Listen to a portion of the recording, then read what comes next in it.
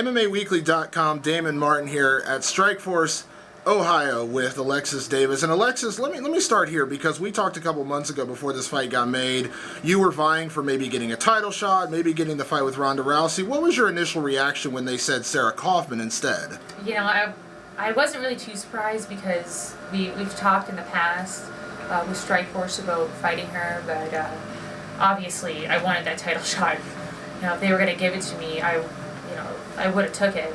But Sarah Kaufman, it's the next best thing. She's one of the top female fighters in the world. I consider her pretty much almost like the best you can go. So this is going to be a huge challenge for me, and I can't wait. I'm excited. I said I'm like a kid at Disneyland. I can't wait. Where, with the whole situation that happened with Ronda Rousey getting the fight that she did, I've heard a lot of different opinions, and we talked before the fight was made, of course. So now that the fight's there, I just got to ask your opinion. How did you react to the whole Ronda Rousey situation and your thoughts on that title fight? Well, initially, yes, I was probably pretty upset when I first heard about it. But, do I blame Ronda? No, because if I was in her situation, I would have took the fight too. They may have first initially said, okay, Sarah Kaufman for the title fight, but, with all the promoting, the self-promotion that Ronda does, and she does it well, she sells herself well, may not be quite the same direction that I would go, but she got what she was initially after her, and kudos to her. If they would have said, you can have the title fight instead of Sarah, then I would have took it too. With that said, Sarah said on the record that Strikeforce has told her if she wins this fight, she gets the next crack at the title. Just to clarify, have you been told or do you understand that it's the same thing for you?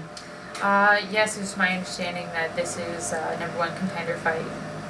Okay. So now with that said, a lot of people are... Sarah's getting attention because she's the former champion. She was supposed to get the title fight before the whole Ronda Rousey situation come up. I remember talking to you before your last fight with Amanda Nunes. It was kind of the same thing. People are saying, oh, Amanda's the next great thing. She's going to be this. She's going to be that. And it was almost like they kind of overlooked the fact that you were more veteran, had more experience. Do you kind of feel the same thing? Is it motivation that everyone's saying, oh, Sarah, she's going to get the winner of Ronda and Misha?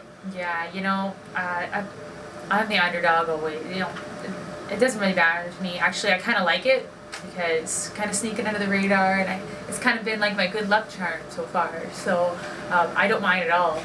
I'm hoping, that most people don't see me coming, and that way when the fight comes, they're more surprised. When you look at Sarah and her skill set, I think it's pretty easy to define her as a great stand-up fighter. She packs a big punch, very, very powerful for a 135-pounder. I just want to ask your opinion of her, and without giving away strategy or anything, how do you approach a fight with a fighter who you kind of figure coming in has a very set game plan of wanting to strike with you? Yeah, well, if you watch any of Sarah's fights, you can tell she's got awesome stand-up. She's got great boxing in there. But that's her game, and I think why we match up so well is because she's a fighter like I am, that she's driving forward, she's constantly coming forward, and I think that's going to make for a great fight. I just got to remember to keep with my game plan. I got to keep moving, and I've been working a lot on even head movement there and staying light on my feet, so it should be a good fight.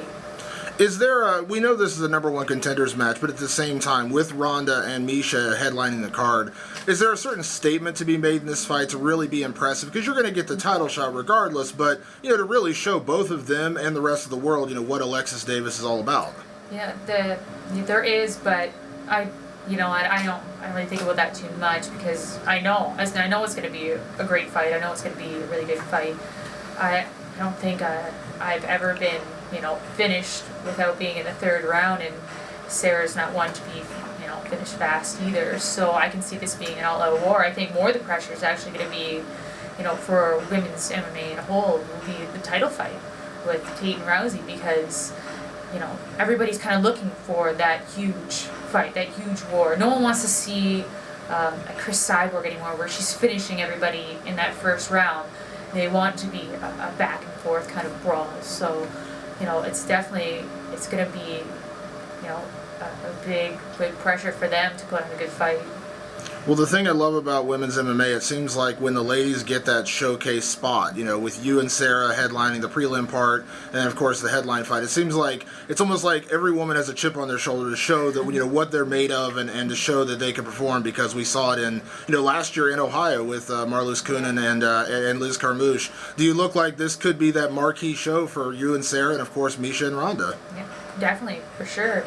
It's, you know, a lot of people are, you know, I was disappointed too being on the prelims, not being on the main card, but, you know, it's going to be a huge fight for me regardless. It's going to be a huge fight for them, and definitely to showcase their skills, not, you know, just to women's MMA, but to whole, you know, the community out there that's going to be watching the fights. Definitely. Well, Alexis, of course, thank you for the time, and best of luck on Saturday night. Oh, thank you very much.